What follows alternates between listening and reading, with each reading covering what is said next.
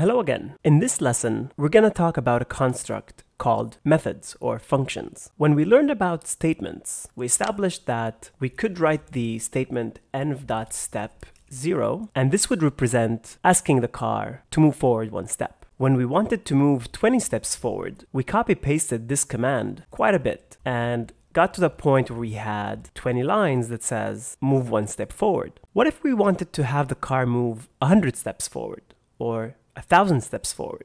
Would we have to copy paste this again and again and again? That doesn't really look elegant or really scale to writing more complex programs. So let's introduce a concept called functions. Let's write one and then explain what it does and how it works. A function. Let's define a function and call it move 10 steps forward, just like that. This is the name of the function. This is for us to understand what it's supposed to do. Now, and while indented, let's describe what we want this function or method to do. In our case, we know that we want the car to move 10 steps ahead, and we know how to do that the long way. And so let's solve the problem exactly as we did before by copy-pasting and having 10 lines of moving ahead one step. And now comes the difference. After we've defined a function, we can now call it, invoke it, have it run and do what's inside of it. In this case, I'm gonna call the move 10 steps forward function. Now the reason what we have here doesn't cause it to actually do 20 steps is because those lines only get invoked when this method,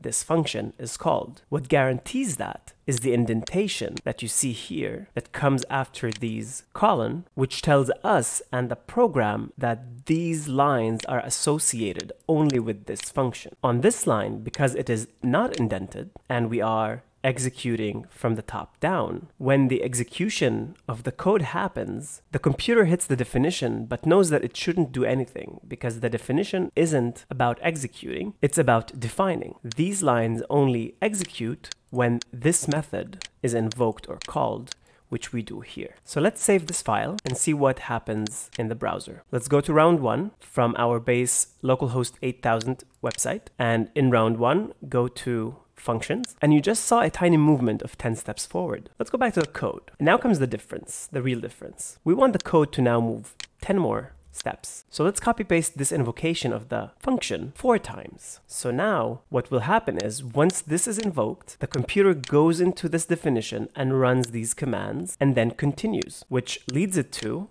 this invocation of this command, which goes back in here and executes these lines again. And once it goes out and back here, the same thing happens 2 more times, which in total leads the computer to move the car 40 steps ahead. So let's save this file and see if this has an effect. Here we go. Now it's moving further down the road. Here's how this gets interesting. Functions or methods can call other functions. So let's define a different method or function and call it move 50 steps forward. Only this time, we don't have to use the line-by-line solution because we've already taught the computer how to move forward 10 steps. And so instead of doing the step-by-step approach, we're going to call the move 10 steps forward function 5 times. That way, total of these steps leads to moving the car forward 50 steps. And instead of having 4 lines of moving forward 10 steps, let's tell the computer to move forward 50 steps.